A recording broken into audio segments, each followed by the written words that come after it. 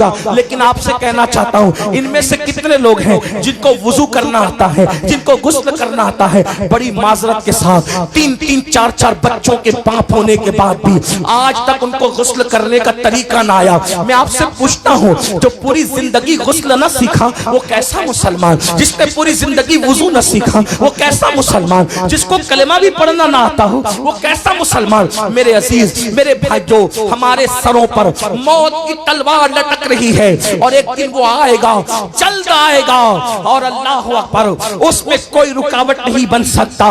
وہ موت کی لٹکتی ہوئی تلوار ہمارے جسم سے ہماری روح کے رشتے کو ختم کر دے گی۔ روح سے جسم کا رشتہ ٹوٹ جائے گا، اور جب روح سے جسم کا رشتہ ٹوٹ جائے گا تو یہ دنیا میں ہمیشہ نہیں رہیں گے، اس دنیا سے کوچ کرنا ہوگا، اس دنیا سے رخصت لینی ہوگی۔ اللہ اکبر، وہاں کیا دیکھا جائے گا؟ کفن میں فیکٹریاں نہیں لے جاؤ گے، کفن میں دولت نہیں لے جاؤ گے، کفن میں مال نہیں لے جاؤ گے، کفن میں حسب نسب نہیں لے جاؤ گے، خون کے رشتے تو یہیں ٹوٹ جائیں گے۔ کفن میں کیا جائے گا؟ اللہ اکبر، قرآن کہتا ہے لا تنس نصیبک من الدنیا، اپنے نصیب کا دنیا سے مت بھول، دنیا سے اپنے نصیب کا مت بھول۔ تو دنیا سے کچھ نہیں لے جائے گا، یا تو کفن میں اپنا اچھا عمل لے جائے گا یا اپنا برا عمل لے جائے گا۔ اللہ اکبر، علم حاصل نہیں کرتے اس لیے ماں باپ کی حق کی ادائیگی نہیں کرتے، علم حاصل نہیں کرتے اس لیے بیوی کا حقوق کے حقوق نہیں جانتے، علم حاصل نہیں کرتے اس لیے شراب میں، جوئے میں اور الگ الگ جرائم کے اندر مبتلا ہے۔ آئیے آپ کو بتاؤں، اللہ اکبر، بہت سارے گناہوں کے اندر آج جو گناہ شباب پر ہے بہت تیزی کے ساتھ آگے بڑھ رہے ہیں، اور جو ہماری قوم کے 16-17 سال کے لڑکے جن گناہوں کے اندر مبتلا ہیں وہ 3 ہیں، اور یہ 3 گناہ بہت کثرت سے عام ہو رہے ہیں۔ نمبر 1 ناجائز تعلقات افیئر کے حوالے سے، نمبر 2 جوا، اور نمبر 3 شراب۔ یہ تو علم کی کمی ہے، لیکن یاد رکھنا علم کی کمی کوئی عذر نہیں ہے۔ میں نے آپ کو بتا دیا، اللہ اکبر، آج شاید ہی کوئی لڑکا ایسا ہوگا یا الا ماشاءاللہ کوئی بیٹی ایسی ہوگی، آپ برا نہیں مانے، سب کی بات نہیں کرتا، میں چند کی بات کرتا ہوں، لیکن حالات یہ ہیں جہاں تک میں اللہ پاک ضرورت ہے، خدا کرے میرے دل کا درد وہاں تک پہنچے، قوم کی بیٹیاں اللہ اجنبی لڑکوں سے بات کریں، نوجوان لڑکے اجنبی لڑکیوں سے بات کریں، اور پھر اس کو گرل فرینڈ کا نام کوئی دے دے، کوئی اس کو جو ہے وہ اللہ اکبر بوائے فرینڈ کا نام دے دے۔ اسلام میں اس کا کوئی تصور نہیں ہے۔ میرے عزیز بھائیوں، دین سیکھو تو دین آپ کو بتائے گا۔ چچا زاد بھائی سے، سگے چچا کے بیٹے سے بھی بالغ لڑکی کو پردہ کرنا ویسے ہی فرض ہے جیسے اجنبی مردوں سے پردہ کرنا فرض ہے۔ جو مذہب چچا زاد بھائی سے پردہ کرنے کا حکم دیتا ہو، جو مذہب مامو زاد بھائی سے پردہ کرنے کا حکم دیتا ہو، جو مذہب پھوپھی زاد بھائی سے پردہ کرنے کا حکم دیتا ہو، آخر اس مذہب کے ماننے والے کالج کے اندر کیسے فرینڈ بنانے لگے، اسکولوں کے اندر کیسے فرینڈ بنانے لگے، اور فیس بک پہ بیٹھ کے کیسے فرینڈ بنانے لگے۔ دنیا مجھے چاہے جو نام دے میں اس کو گالی سننے کے لیے تیار ہوں، لیکن یہ ضرور کہوں گا بیٹیوں کے ہاتھ میں تسبیح اور بیلن اچھا لگتا ہے، بیٹیوں کے ہاتھ میں اسمارٹ موبائل کی کوئی ضرورت نہیں ہے۔ اگر بچیاں گالیاں دے تو چاہے دے لیں، لیکن میں اپنی قوم کے ذمہ داروں سے گزارش کرتا ہوں، بیٹی اگر 5 لاکھ کے زیور مانگے، بیوی اگر 5 لاکھ کے زیور مانگے، اس کو 5 لاکھ کا زیور لا کر کے دے دینا، 5 کی بجائے 10 لاکھ کا لا کر دے دینا اگر اللہ نے حیثیت دی ہے، لیکن 5000 کا اسمارٹ موبائل لا کر کے مت دینا، اس لیے کہ آج گھروں میں بیٹھ کر کے جو ناجائز تعلقات کی وبا عام ہو رہی ہے اس کا سب سے بڑا ذریعہ اسمارٹ فون ہے۔ بیٹیوں کو اسمارٹ فون نہ دو، اگر بہت زیادہ ضرورت ہے تو صرف فون پر بات کرنے کے لیے کوئی ہلکا پھلکا سا ایسا ہو جس میں تصویریں نہ ہو، جس میں انٹرنیٹ نہ ہو، اس میں آبرو بچانے کا ذریعہ ہے، ورنہ یاد رکھو آج فیس بک نے وہ دن دکھائے کہ شریف گھروں کی بیٹیاں بھی دوسروں کے ساتھ بھاگتی ہوئی نظر آئی ہے۔ اللہ اکبر، کیا طوفان انٹرنیٹ کے جنگل نے بپا کیا ہے، اس کا اندازہ شاید دیہات میں بیٹھے ہوئے لوگوں کو نہیں ہو سکتا۔ میرے آقا صلی اللہ علیہ وسلم کے دیوانوں، یاد رکھو ہمارے یہاں بیٹی کی عزت کو بہت بلند مقام دیا گیا ہے۔ لوگ کہتے ہیں مسلمان بیٹی کی آزادی نہیں چاہتا، ہم کہتے ہیں بیٹی کی آزادی اس لیے چاہے تم، بھیڑیا یہ کہے کہ بکری کو تیرے کھوٹے سے کھول کے آزاد کر دے تاکہ میں اچھلوں آزادی کے نام پہ۔ سن لو، بھلائی اس میں ہے اور مالک کی بھی بھلائی اس میں ہے کہ جس کو کھوٹے پہ رکھنا چاہیے اس کو کھوٹے میں رکھے، جس کو گھر میں رکھنا چاہیے اس کو گھر میں رکھے، اور جس کو آزاد رکھنا چاہیے اس کو آزاد رکھے۔ آزاد کتے پھرا کرتے ہیں، پالتو شریف بکریاں نہیں پھرا کرتی۔ تو اسلام کسی بھی بکری کو کسی بھیڑیے کے حوالے کرنے کا قائل نہیں ہے۔ اگر پاپ کے بھیڑیے عورتوں کو پاپ کی نظر سے دیکھنے والے، عورتوں کو آزادی کے نام پر ننگا کر کے اپنی ہوس نکالنا چاہتے ہیں تو ہم یہ کہنا چاہتے ہیں جو دانا دینا ہے دے دو، لیکن ہم اپنی بیٹیوں کو پردے میں رکھ کر بتائیں گے کہ بیٹیوں کو پردے میں رکھنا یہ ظلم نہیں ہے بلکہ بیٹی کی قیمتی ہونے کی علامت ہے۔ پردے میں رکھنے کا مطلب یہ نہیں، پردے میں رکھنے کا مطلب یہ نہیں کہ ظلم کر رہے ہیں۔ ہر پردے میں رکھی ہوئی چیز پہ ظلم نہیں ہوتا۔ دیکھو سبزیاں روڈ پہ بکتی ہے لیکن سونا روڈ پہ نہیں بکتا بلکہ بڑے اہتمام سے بکتا ہے۔ وجہ کیا ہے؟ سبزی سستی ہوتی ہے، سونا قیمتی ہوتا ہے، ہیرا اس سے بھی زیادہ قیمتی ہوتا ہے۔ تو سونار کی دکان پہ ہیرا نہیں ملتا بلکہ اس کے لیے اور اہتمام ہوتا ہے۔ تو یاد رکھو ہر قیمتی چیز چھپا کے رکھی جاتی ہے۔ مثال کے طور پہ میں اکثر اپنی بہنوں کو سمجھانے کے لیے کہتا ہوں، دیکھو ہمارے مذہب نے جس کو قیمتی سمجھا اس کو پردے میں رکھا، اور پردے میں دیکھ کے ہم سمجھ جاتے ہیں کہ یہ قیمتی ہے۔ مثال کے طور پہ دنیا میں کروڑوں قبریں موجود ہیں، بولو ہے کہ نہیں ہے؟ کروڑوں قبریں موجود ہیں، ایک دو نہیں، آپ کے جھارکھنڈ میں کروڑوں قبریں ہوگی، کروڑوں کی بات کر رہا ہوں، کروڑوں قبریں ہوگی، ڈھونڈو گے تو اللہ اکبر۔ لیکن دیکھ لو ساری قبریں ننگی پڑی ہوئی ہے، لیکن جب ہم کسی قبر پر گلاب پڑا ہوا دیکھتے ہیں اور اس کو چادر کے نیچے پردے میں دیکھتے ہیں سمجھ جاتے ہیں کسی شرابی کی قبر نہیں ہوگی، کسی جواری کی نہیں ہوگی، کسی زانی کی نہیں ہوگی، بلکہ یہ قیمتی قبر ہے، اس لیے اس پہ کپڑا اور پردہ ڈال دیا گیا ہے، اس پہ گلاب ڈال دیا گیا ہے۔ اسی طرح دیکھو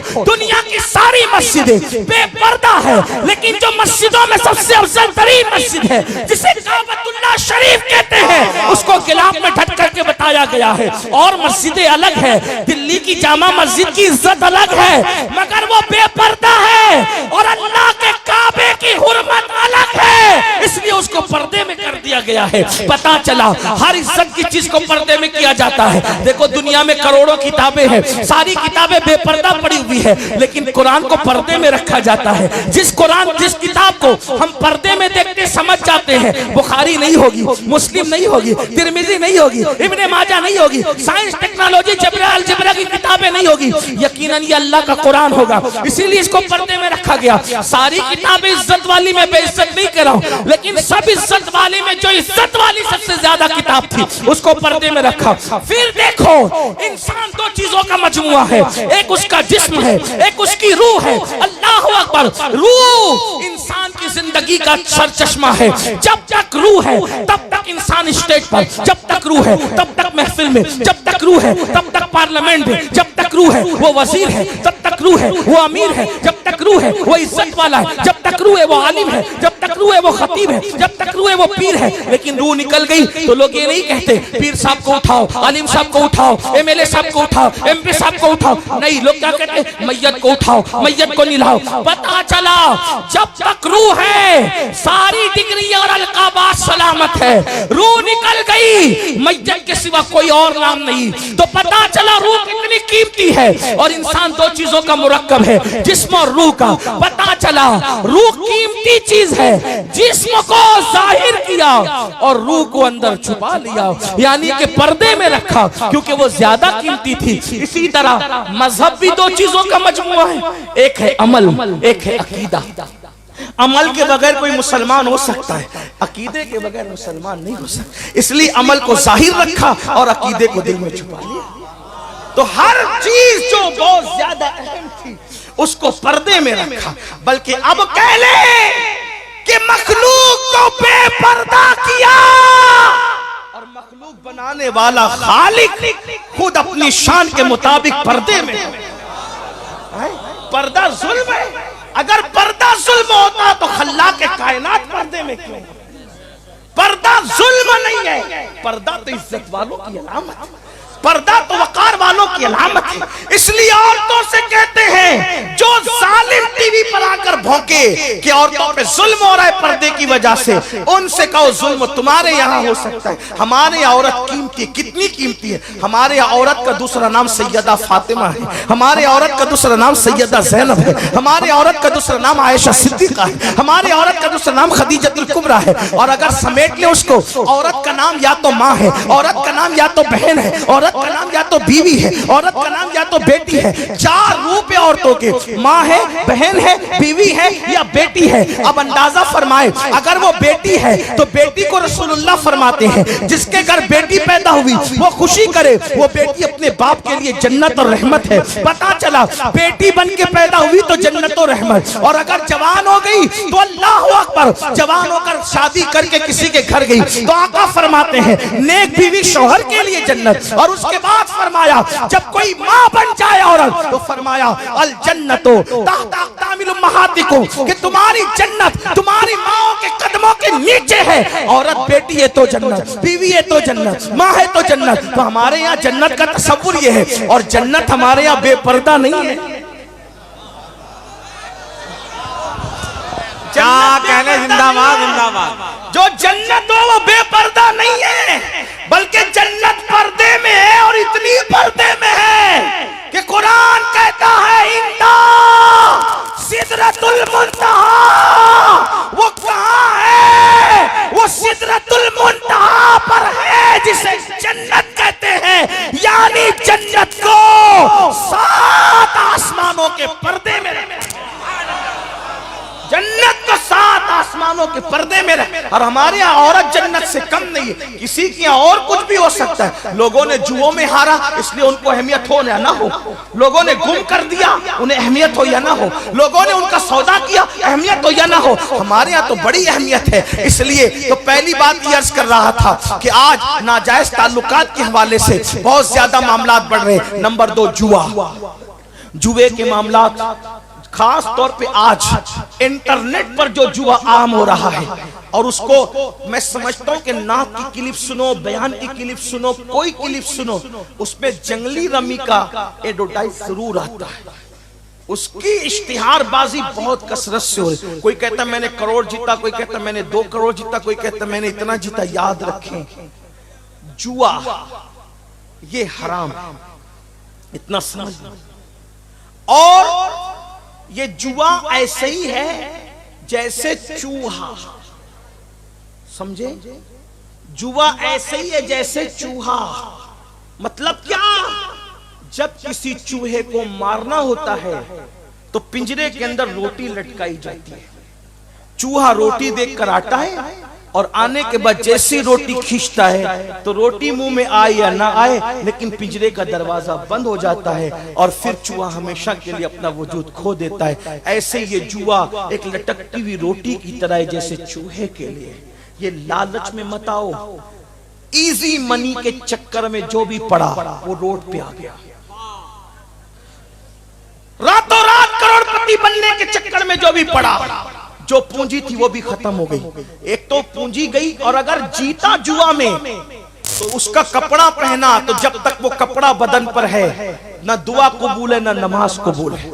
اگر اسی جوے سے گھر بنایا تو جب تک اس کی اینٹ باقی رہے گی جوا کھیلنے والے پہ اللہ کی لعنت برستی رہے گی۔ اور سب سے بڑا خسارہ اور نقصان دل کے کانوں سے سن لو، اگر سن سکتے ہو تو، میرے آقا غیب دا نبی صلی اللہ علیہ وآلہ وسلم نے فرمایا کہ جس نے دنیا میں جوا کھیلا ہوگا جب وہ قیامت کے دن اٹھے گا تو اس کا ہاتھ سور کے خون میں رنگا ہوا ہوگا، اس کا ہاتھ سور کے خون میں رنگا ہوا ہوگا۔ اللہ اکبر۔ قیامت کے دن آپ سور کے نام سے بہت نفرت کرتے ہیں، لیکن جوا کھیلنے والوں، جوا سے دلچسپی رکھنے والوں، میرے بھائیوں، یہ میرے نبی کا فرمان ہے، اپنے آقا کا فرمان ہے، اور ذرا سنو اس کا نقصان کیا ہے۔ میرے آقا غیب دا نبی صلی اللہ علیہ وآلہ وسلم فرماتے ہیں جس نے دنیا میں جوا کھیلا ہوگا، بلکہ یہاں تک امام غزالی نے لکھا کہ جوا کے آلات اپنے ہاتھ میں لیے ہوں گے، وہ حال اس حالت میں قیامت میں اٹھے گا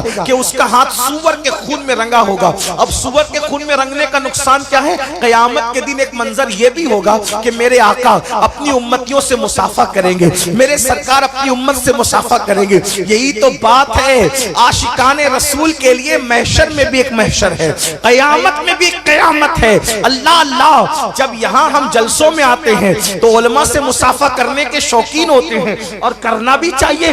ہو سکے تو زندگی میں یا تو کسی نیک کے پیچھے نماز پڑھ لو یا کسی نیک سے مصافحہ کر لو۔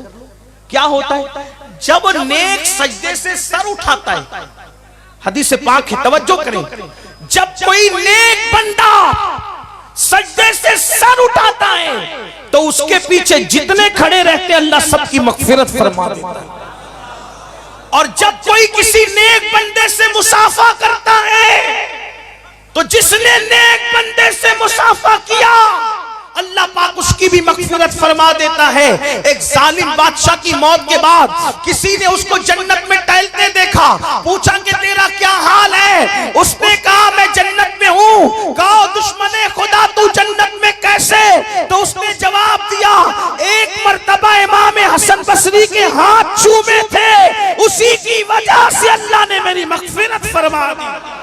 آپ سے پوچھتا ہوں علماء سادات نیک بندوں سے مصافحہ جب اتنی بڑی بات ہے تو قیامت کے دن کیسی لالچ ہوگی جب وہ حسن سراپا، وہ جلوہ جہاں آرا، وہ حسن تمام، وہ حسن کامل، وہ رشک کمر، اللہ اکبر، وہ رشک گل، بلکہ رشک گلشن۔ میرے امام کہتے ہیں وہ ہے لبہائے نازک ان کے ہزار چڑھتے ہیں پھول جن سے، وہ ہے لبہائے نازک ان کے ہزار چڑھتے ہیں پھول جن سے، گلاب گلشن میں دیکھ بلبل، یہ دیکھ گلشن گلاب میں ہے، کتنے خوبصورت ہے میرے آقا۔ اللہ اکبر، فرمایا گیا قیامت میں میرے آقا اپنی امت سے مصافحہ کریں گے، لیکن آپ مجھے بتاؤ جن کے ہاتھ جوا کھیلنے کی وجہ سے سور کے خون میں رنگے ہوئے ہوں گے، اے میری قوم کے جوانوں ذرا اس وقت کا تصور کرو، اس وقت کا تصور کرو، ان حالات کا تصور کرو، اس قیامت کا تصور کرو۔ آقا کا جلوہ سامنے ہے اور تم نے جوا کھیلا ہے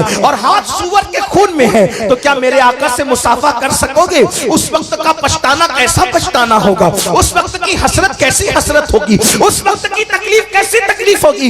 مگر یاد رکھو اس وقت کے پچھتانے سے کوئی کام نہیں آئے گا، کچھ ہاتھ نہیں آئے گا۔ اگر پچھتانا ہے تو ابھی، توبہ کرنا ہے تو ابھی، پلٹنا ہے تو ابھی، اللہ اکبر، رجوع کرنا ہے تو ابھی۔ اور تیسرا اور آخری گناہ تو بہت ہے لیکن اب آخری گناہ پڑھ کر اپنی گفتگو مکمل کرنا چاہتا ہوں، لیکن سب کو دھیان سے سننا ہوگا۔ وہ گناہ کون سا ہے؟ وہ گناہ نشے کا گناہ ہے۔ آج اللہ اکبر فلموں کی وجہ سے، سیریلوں کی وجہ سے، آوارہ دوستوں کی وجہ سے نشہ بڑھتا جا رہا ہے، اتنا بڑھ رہا ہے۔ کوئی نشے سے، کوئی شراب سے نشہ کر رہا ہے، کوئی ایم ڈی سے نشہ کر رہا ہے، کوئی انجیکشن سے نشہ کر رہا ہے، کوئی ہیروئن سے نشہ کر رہا ہے، کوئی چرس اور بھنگ سے نشہ کر رہا ہے، کوئی گولیوں سے نشہ کر رہا ہے، کوئی دواؤں سے نشہ کر رہا ہے۔ یاد رکھنا میرے آقا غیب دا نبی صلی اللہ علیہ وآلہ وسلم نے فرمایا کل مسکر حرام، ہر نشہ آور چیز حرام ہے۔ میرے بھائیو ہر نشہ حرام ہے، کسی بھی نشے کی اجازت نہیں دی گئی۔ اور آپ جانتے ہیں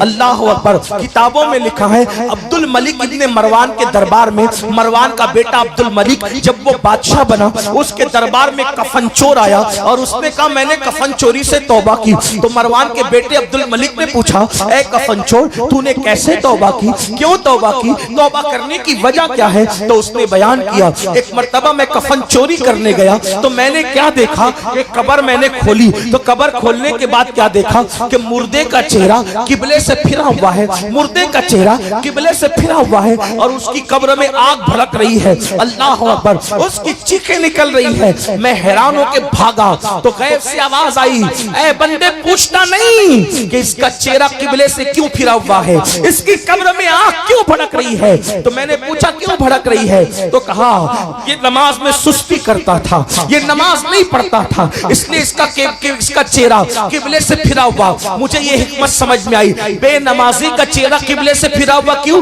کیونکہ وہ دنیا میں قبلے کی طرف رخ نہیں کرتا تھا۔ تو جیتے جی جس نے نماز کی حالت میں قبلے کی طرف رخ نہیں کیا، اللہ اکبر، اللہ نے مرنے کے بعد اس کا منہ قبلے سے پھیر دیا۔ اللہ اکبر، یہ بھی بڑا دردناک المیہ ہے۔ حالانکہ میرا عنوان آج نماز نہیں، مجھے جو عنوانات دیے گئے میں اس کے اینڈ پر پہنچ رہا ہوں، لیکن اتنا ضرور کہوں گا، آج بڑے افسوس کی بات، فیس بک، واٹس ایپ، یوٹیوب کے لیے، دوستوں کے لیے، سب کے لیے وقت ہے۔ اگر وقت نہیں ہے تو میرے اللہ کے لیے وقت نہیں ہے۔ اے میرے آقا صلی اللہ علیہ وسلم کے دیوانوں، یاد رکھو، کس منہ سے کہتے ہو کہ نبی کے نام پہ جان دے دیں گے؟ کس منہ سے کہتے ہو نبی کے نام پہ سب قربان کر دیں گے؟ جو قوم اپنے نبی کے نام پر 10 منٹ کا وقت قربان نہ کر سکے، میرے بھائیو، نماز کے لیے 10 منٹ سے زیادہ کا ٹائم نہیں لگتا۔ سن لو، اللہ کے رسول غیب کا نبی صلی اللہ علیہ وآلہ وسلم فرماتے ہیں، اے میرے صحابہ، آقا نے اپنے اصحاب سے کہا، اے میرے صحابہ، دعا کرو، اللہ کسی کو بدبخت نہ کرے، اللہ کسی کو محروم نہ کرے۔ اس حدیث کو دل کے کانوں سے سن لو، میری بات میں توجہ کرے، غور فرمائے۔ اللہ اکبر، آقا کیا فرماتے ہیں؟ اے میرے صحابہ، یہ دعا کرو، اللہ کسی کو بدبخت اور محروم نہ کرے۔ صحابہ کرام نے اس کی آقا بدبخت کون ہے، محروم کون ہے؟ تو آقا فرماتے ہیں جو نماز چھوڑ دیتا ہے وہ بدبخت بھی ہے اور وہ محروم بھی ہے۔ اور میرے آقا نے یہاں تک فرمایا، جس نے جان بوجھ کر نماز چھوڑ دی وہ میرے ذمے سے باہر ہو گیا، وہ میرے ذمے سے خارج ہو گیا، قیامت کے دن اس کے ساتھ میرا کوئی وعدہ نہیں ہے۔ اللہ اکبر، کیا سمجھ رہے ہو؟ آقا کریم صلی اللہ علیہ وآلہ وسلم نے یہاں تک ارشاد فرمایا، جس نے نماز چھوڑ دی اللہ اس کے کسی عمل کو قبول نہیں کرے گا۔ اللہ اکبر، اے مسجدوں کو ویران کروں گا، لیکن آپ سے کہنا چاہتا ہوں، ان میں سے کتنے لوگ ہیں جن کو وضو کرنا آتا ہے، جن کو غسل کرنا آتا ہے، بڑی معذرت کے ساتھ 3-3 4-4 بچوں کے پاپ ہونے کے بعد بھی آج تک ان کو غسل کرنے کا طریقہ نہ آیا؟ میں آپ سے پوچھتا ہوں، جو پوری زندگی غسل نہ سیکھا وہ کیسا مسلمان؟ جس نے پوری زندگی وضو نہ سیکھا وہ کیسا مسلمان؟ جس کو کلمہ بھی پڑھنا نہ آتا ہو وہ کیسا مسلمان؟ میرے عزیز، میرے بھائیو، ہمارے سروں پر موت کی تلوار لٹک رہی ہے، اور ایک دن وہ آئے گا، جلد آئے گا، اور اللہ اکبر، اس میں کوئی رکاوٹ نہیں بن سکتا۔ وہ موت کی لٹکتی ہوئی تلوار ہمارے جسم سے ہماری روح کے رشتے کو ختم کر دے گی، روح سے جسم کا رشتہ ٹوٹ جائے گا، اور جب روح سے جسم کا رشتہ ٹوٹ جائے گا تو یہ دنیا میں ہمیشہ نہیں رہیں گے، اس دنیا سے کوچ کرنا ہوگا، اس دنیا سے رخصت لینی ہوگی۔ اللہ اکبر، وہاں کیا دیکھا جائے گا؟ کفن میں فیکٹریاں نہیں لے جاؤ گے، کفن میں دولت نہیں لے جاؤ گے، کفن میں مال نہیں لے جاؤ گے، کفن میں حسب نسب نہیں لے جاؤ گے، خون کے رشتے تو یہی ٹوٹ جائیں گے۔ کفن میں کیا جائے گا؟ اللہ اکبر، قرآن کہتا ہے لا تنس نصیبک من الدنیا، اپنے نصیب کا دنیا سے مت بھول، دنیا سے اپنے نصیب کا مت بھول۔ تو دنیا سے کچھ نہیں لے جائے گا، یا تو کفن میں اپنا اچھا عمل لے جائے گا یا اپنا برا عمل لے جائے گا۔ اللہ اکبر، علم حاصل نہیں کرتے اس لیے ماں باپ کی حق کی ادائیگی نہیں کرتے، علم حاصل نہیں کرتے اس لیے بیوی کا حقوق کے حقوق نہیں جانتے، علم حاصل نہیں کرتے اس لیے شراب میں، جوئے میں اور الگ الگ جرائم کے اندر مبتلا ہے۔ آئیے آپ کو بتاؤں، اللہ اکبر، بہت سارے گناہوں کے اندر آج جو گناہ شباب پر ہے بہت تیزی کے ساتھ آگے بڑھ رہے ہیں، اور جو ہماری قوم کے 16 17 سال کے لڑکے جن گناہوں کے اندر مبتلا ہیں وہ 3 ہیں، اور یہ 3 گناہ بہت کثرت سے عام ہو رہے ہیں۔ نمبر 1، नाजायज ताल्लुकात अफेयर के हवाले से, नंबर 2 जुआ और नंबर 3 शराब। ये तो इल्म की कमी है, लेकिन याद रखना इल्म की कमी कोई उज़्र नहीं है। मैंने आपको बता दिया। अल्लाह अकबर। आज शायद ही कोई लड़का ऐसा होगा या इल्ला माशाअल्लाह कोई बेटी ऐसी होगी, आप बुरा नहीं माने, सबकी बात नहीं करता, मैं चंद की बात करता हूँ, लेकिन हालात ये हैं जहाँ तक में अल्लाह पाक जरूरत है, खुदा करे मेरे दिल का दर्द वहां तक पहुंचे। कौम की बेटियां अल्लाह अल्लाह अजनबी लड़कों से बात करें, नौजवान लड़के अजनबी लड़कियों से बात करें और फिर उसको गर्ल फ्रेंड का नाम कोई दे दे, कोई उसको जो है वो अल्लाह अकबर बॉयफ्रेंड का नाम दे दे। इस्लाम में इसका कोई तसव्वुर नहीं है। मेरे अजीज भाइयों, दीन सीखो तो दीन आपको बताएगा। चचा जाद भाई से, सगे चचा के बेटे से भी बालिग लड़की को पर्दा करना वैसे ही फर्ज है जैसे अजनबी मर्दों से पर्दा करना फर्ज है। जो मजहब चचा जाद भाई से पर्दा करने का हुक्म देता हो, जो मजहब मामूजात भाई से पर्दा करने का हुक्म देता हो, जो मजहब फूफीजात भाई से पर्दा करने का हुक्म देता हो, आखिर उस मजहब के मानने वाले कॉलेज के अंदर कैसे फ्रेंड बनाने लगे, स्कूलों के अंदर कैसे फ्रेंड बनाने लगे और फेसबुक पे बैठ के कैसे फ्रेंड बनाने लगे।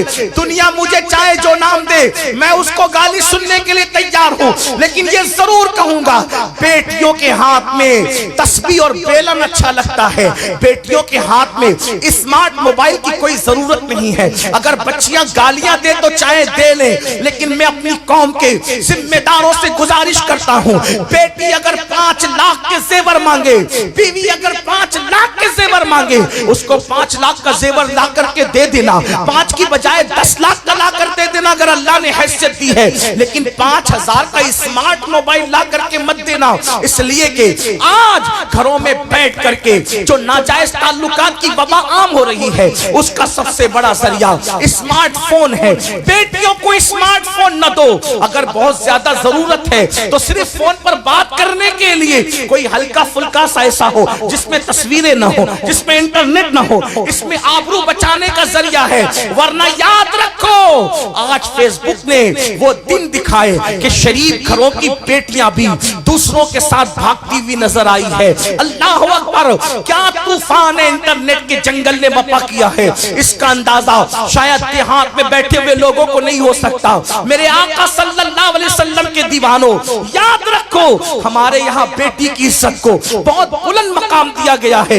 लोग कहते हैं मुसलमान बेटी की आजादी नहीं चाहता, हम कहते हैं बेटी की आजादी इसलिए चाहे तुम भेड़िया ये कहे कि बकरी को तेरे खूंटे से खोल के आजाद कर दे ताकि मैं उछट लूं आजादी के नाम पे। सुन लो, बकरी की भी भलाई इसमें है और मालिक की भी भलाई इसमें है कि जिसको खूंटे पे रखना चाहिए उसको खूंटे में रखे, जिसको घर में रखना चाहिए उसको घर में रखे और जिसको आजाद रखना चाहिए उसको आजाद रखे।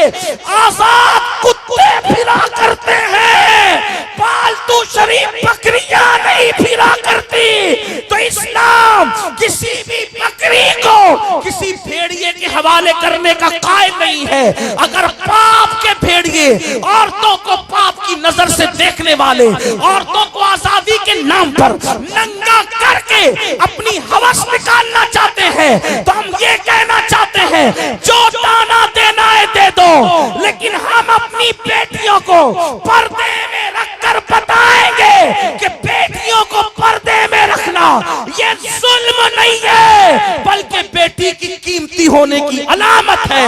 पर्दे में रखने का मतलब ये नहीं, पर्दे में रखने का मतलब ये नहीं कि जुल्म कर रहे हैं। हर पर्दे में रखी हुई चीज पे जुल्म नहीं होता।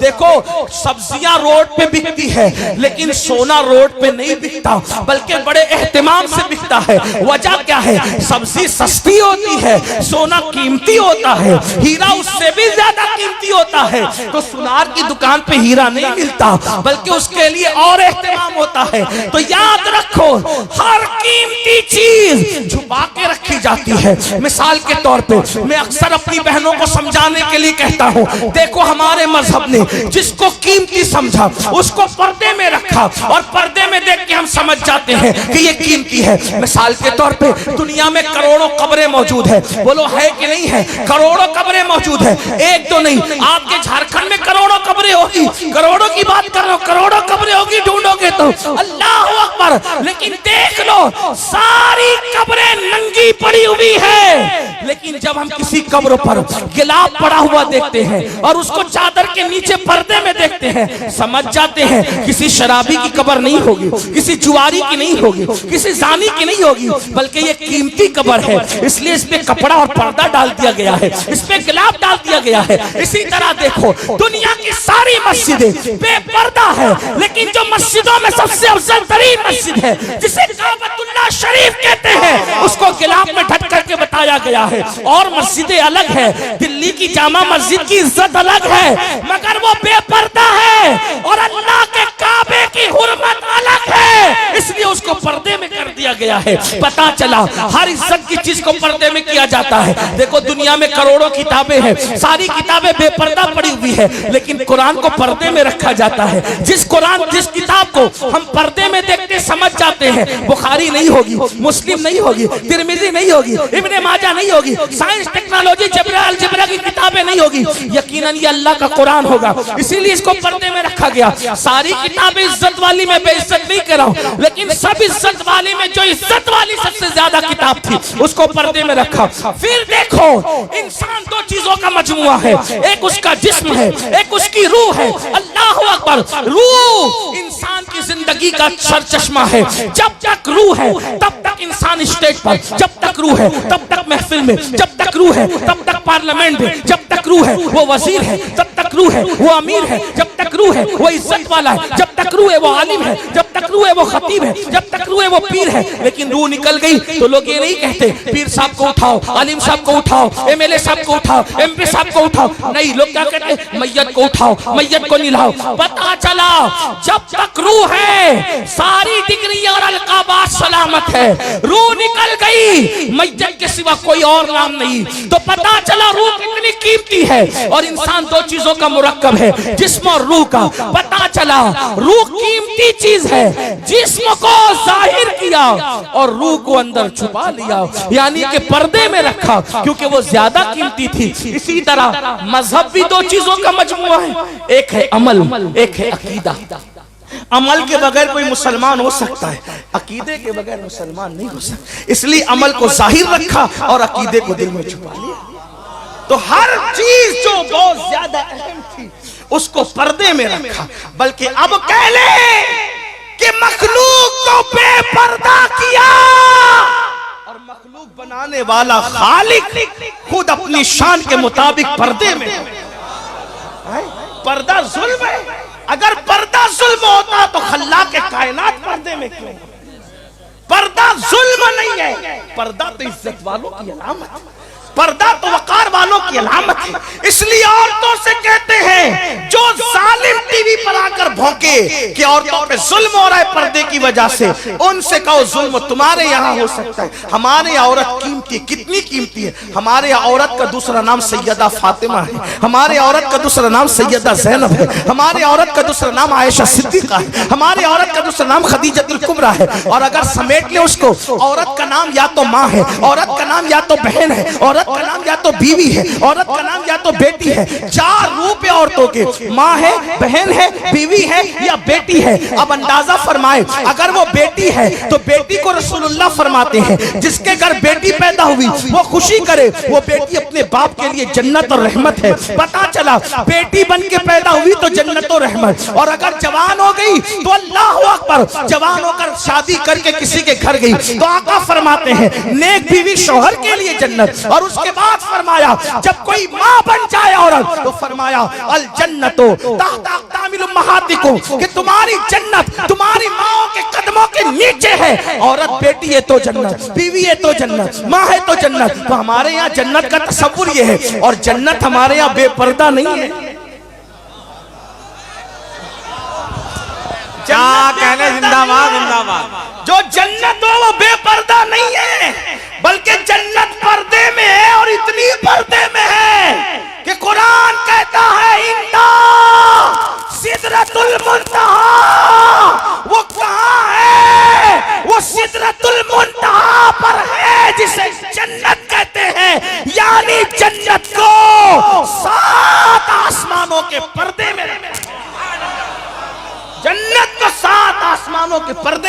اور ہمارے یہاں عورت جنت سے کم نہیں ہے، کسی کی اور کچھ بھی ہو سکتا ہے۔ لوگوں نے جوؤں میں ہارا اس لیے ان کو اہمیت ہو یا نہ ہو، لوگوں نے گم کر دیا انہیں اہمیت ہو یا نہ ہو، لوگوں نے ان کا سودا کیا اہمیت ہو یا نہ ہو، ہمارے یہاں تو بڑی اہمیت ہے۔ اس لیے تو پہلی بات یہ عرض کر رہا تھا کہ آج ناجائز تعلقات کے حوالے سے بہت زیادہ معاملات بڑھ رہے ہیں۔ نمبر 2 جوا، جوے کے معاملات، خاص طور پہ آج انٹرنیٹ پر جو جوا عام ہو رہا ہے، اور اس کو میں سمجھتا ہوں کہ نعت کی کلپ سنو، بیان کی کلپ سنو، کوئی کلپ سنو، اس میں جنگلی رمی کا ایڈورٹائز ضرور آتا ہے، اس کی اشتہار بازی بہت کثرت سے ہو رہی ہے۔ کوئی کہتا میں نے کروڑ جیتا، کوئی کہتا میں نے 2 کروڑ جیتا، کوئی کہتا میں نے اتنا جیتا۔ یاد رکھیں جوا یہ حرام ہے، اتنا سمجھنا۔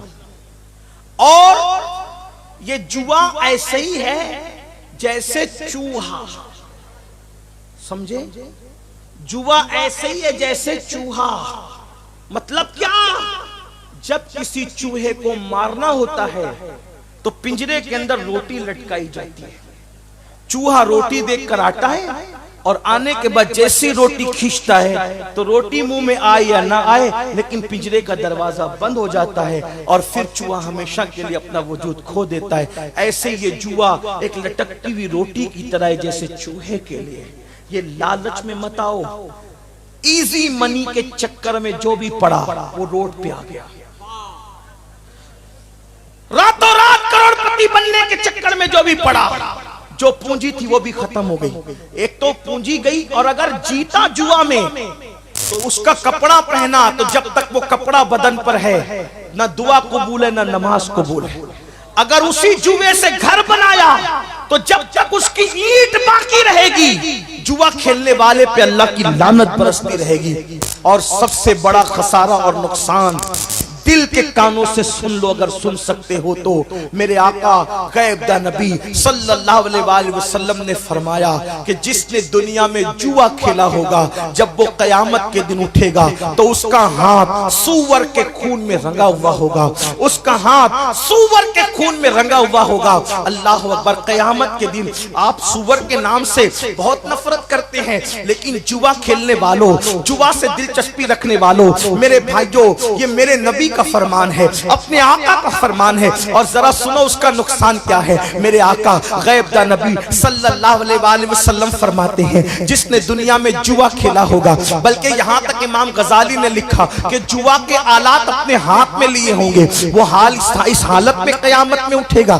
کہ اس کا ہاتھ سور کے خون میں رنگا ہوگا۔ اب سور کے خون میں رنگنے کا نقصان کیا ہے؟ قیامت کے دن ایک منظر یہ بھی ہوگا کہ میرے آقا اپنی امتیوں سے مصافحہ کریں گے، میرے سرکار اپنی امت سے مصافحہ کریں گے۔ یہی تو بات ہے، عاشقان رسول کے لیے محشر میں بھی ایک محشر ہے، قیامت میں بھی ایک قیامت ہے۔ اللہ اللہ، جب یہاں ہم جلسوں میں آتے ہیں تو علماء سے مصافحہ کرنے کے شوقین ہوتے ہیں، اور کرنا بھی چاہیے۔ ہو سکے تو زندگی میں یا تو کسی نیک کے پیچھے نماز پڑھ لو یا کسی نیک سے مصافحہ کر لو۔ کیا ہوتا ہے جب نیک سجدے سے سر اٹھاتا ہے، حدیث پاک ہے، توجہ کریں، جب کوئی نیک بندہ سجدے سے سر اٹھاتا ہے تو اس کے پیچھے جتنے کھڑے رہتے اللہ سب کی مغفرت فرما دیتا ہے۔ اور جب کوئی کسی نیک بندے سے مصافحہ کرتا ہے تو جس نے نیک بندے سے مصافحہ کیا اللہ پاک اس کی بھی مغفرت فرما دیتا ہے۔ ایک ظالم بادشاہ کی موت کے بعد کسی نے اس کو جنت میں ٹہلتے دیکھا، پوچھا کہ تیرا کیا حال ہے؟ اس نے کہا میں جنت میں ہوں۔ کہا دشمن خدا تو جنت میں کیسے؟ تو اس نے جواب دیا ایک مرتبہ امام حسن بصری کے ہاتھ چومے تھے، اسی کی وجہ سے اللہ نے میری مغفرت فرما دی۔ آپ سے پوچھتا ہوں علماء سادات نیک بندوں سے مصافحہ جب اتنی بڑی بات ہے تو قیامت کے دن کیسی لالچ ہوگی جب وہ حسن سراپا، وہ جلوہ جہاں آرا، وہ حسن تمام، وہ حسن کامل، وہ رشک کمر، اللہ اکبر، وہ رشک گل، بلکہ رشک گلشن۔ میرے امام کہتے ہیں وہ ہے لبہائے نازک ان کے ہزار چڑھتے ہیں پھول جن سے، وہ ہے لبہائے نازک ان کے ہزار چڑھتے ये फूल जिनसे गुलाब गुलशन में देख बुलबुल, ये देख गुलशन गुलाब में है, कितने खूबसूरत है मेरे आका। अल्लाह अकबर। फरमाया गया कयामत में मेरे आका अपनी उम्मत से मुसाफा करेंगे, लेकिन आप मुझे बताओ जिनके हाथ जुआ खेलने की वजह से सूअर के खून में रंगे हुए होंगे, ऐ मेरी कौम के जवानों, जरा उस वक्त का तसव्वुर करो, उस वक्त का तसव्वुर करो, उन हालात का तसव्वुर करो, उस कयामत का तसव्वुर करो। आका का जलवा सामने है और तुमने जुआ खेला है और हाथ सूअर के खून में है, तो क्या मेरे आका से मुसाफा कर सकोगे? उस वक्त का पछताना कैसा पछताना होगा, उस वक्त की हसरत कैसी हसरत होगी, उस वक्त की तकलीफ कैसी तकलीफ होगी। मगर याद रखो उस वक्त के पछताने से कोई काम नहीं आएगा, कुछ हाथ नहीं आएगा। अगर पछताना है तो अभी, तौबा करना है तो अभी, पलटना है तो अभी, अल्लाह अकबर, रुजू करना है तो अभी। और तीसरा और आखिरी गुनाह, गुनाह तो बहुत है लेकिन अब आखिरी गुनाह पढ़कर अपनी गुफ्तगू मुकम्मल करना चाहता हूँ, लेकिन सबको ध्यान से सुनना होगा। वो गुनाह कौन सा है? वो गुनाह नशे का गुनाह है। आज अल्लाह अकबर फिल्मों की वजह से, सीरियलों की वजह से, आवारा दोस्तों की वजह से नशा बढ़ता जा रहा है, इतना बढ़ रहा है। कोई नशे से, कोई शराब से नशा कर रहा है, कोई एमडी से नशा कर रहा है, कोई इंजेक्शन से नशा कर रहा है, कोई हीरोइन से नशा कर रहा है, कोई चरस और भंग से नशा कर रहा है, कोई गोलियों से नशा कर रहा है, कोई दवाओं से नशा कर रहा है। याद रखना मेरे आका गैब दा नबी सल्लल्लाहु अलैहि वसल्लम ने फरमाया कुल्लु मुस्किरिन हराम, हर नशावर चीज हराम है। मेरे भाइयों हर नशा हराम है, किसी भी नशे की इजाजत नहीं दी गई। और आप जानते हैं अल्लाह अकबर किताबों में लिखा है अब्दुल मलिक इब्ने मरवान के दरबार में, मरवान का बेटा अब्दुल मलिक जब वो बादशाह बना, उसके दरबार में कफन चोर आया और उसने कहा मैंने कफन चोरी से तौबा की। तो मरवान के बेटे अब्दुल मलिक ने पूछा ऐ कफन चोर तूने कैसे तौबा की, क्यों तौबा की, तौबा करने की वजह क्या है? तो उसने बयान किया एक मर्तबा मैं कफन चोरी करने गया तो मैंने क्या देखा कि कब्र मैंने खोली, तो कब्र खोलने के बाद क्या देखा कि मुर्दे का चेहरा किबले से फिरा हुआ है, मुर्दे का चेहरा किबले से फिरा हुआ है और उसकी कब्र में आग भड़क रही है। अल्लाह अकबर, उसकी चीखें निकल रही है। मैं हैरान होकर भागा तो गैब से आवाज आई ऐ बंदे पूछना नहीं कि इसका चेहरा किबले से क्यों फिरा हुआ है, इसकी कब्र में आग क्यों भड़क रही है। तो मैंने पूछा क्यों भड़क रही है, तो कहा ये नमाज में सुस्ती करता था, ये नमाज नहीं पढ़ता था, इसलिए इसका चेहरा किबले से फिरा हुआ। मुझे ये हिकमत समझ में आई, बेनमाजी का चेहरा किबले से फिरा हुआ क्यों? क्योंकि वो दुनिया में किबले की तरफ रुख नहीं करता था। तो जीते जी जिसने नमाज की हालत में किबले की तरफ रुख नहीं किया, अल्लाह अकबर, अल्लाह ने मरने के बाद उसका मुंह किबले से फेर दिया। अल्लाह अकबर, ये भी बड़ा दर्दनाक अलमिया है। हालांकि मेरा उन्वान आज नमाज नहीं, मुझे जो उन्वानात दिए गए मैं उसके एंड पर पहुंच रहा हूं, लेकिन इतना जरूर कहूंगा आज बड़े अफसोस की बात, फेसबुक, व्हाट्सएप, यूट्यूब के लिए, दोस्तों के लिए, सबके लिए वक्त है। अगर वक्त नहीं है तो मेरे अल्लाह के लिए वक्त नहीं है। ऐ मेरे आका सल्लल्लाहु अलैहि वसल्लम के दीवानों, याद रखो किस मुंह से कहते हो कि नबी के नाम पे जान दे देंगे, किस मुंह से कहते हो नबी के नाम पे सब कुर्बान कर देंगे। जो कौम अपने नबी के नाम पर 10 मिनट का वक्त कुर्बान न कर सके, मेरे भाइयों नमाज के लिए 10 मिनट से ज्यादा का टाइम नहीं लगता। सुन लो अल्लाह के रसूल गैब का नबी सल्लल्लाहु अलैहि वसल्लम फरमाते हैं ऐ मेरे सहाबा, आका ने अपने असहाब से कहा ऐ मेरे सहाबा दुआ करो अल्लाह किसी को बदबख्त न करे, अल्लाह किसी को महरूम न करे। इस हदीस को दिल के कानों से सुन लो, मेरी बात में तवज्जो करें, गौर फरमाएं। अल्लाह अकबर, आका क्या फरमाते हैं ऐ मेरे सहाबा ये दुआ करो अल्लाह किसी को बदबख्त और महरूम न करे। सहाबे किराम ने अर्ज़ की आका बदबख्त कौन है, महरूम कौन है? तो आका फरमाते हैं जो नमाज छोड़ देता है वो बदबख्त भी है और वो महरूम भी है। और मेरे आका ने यहाँ तक फरमाया जिसने जानबूझकर नमाज छोड़ दी वो मेरे जिम्मे से बाहर हो गया, वो मेरे जिम्मे से खारिज हो गया। क़यामत के दिन उसके साथ मेरा कोई वादा नहीं है। अल्लाह अकबर, क्या समझ रहे हो? आका करीम सल्लल्लाहु अलैहि वसल्लम ने यहाँ तक इरशाद फरमाया जिसने नमाज छोड़ दी अल्लाह उसके किसी अमल को कबूल नहीं करेगा। अल्लाह अकबर, ऐ मस्जिदों को वीरान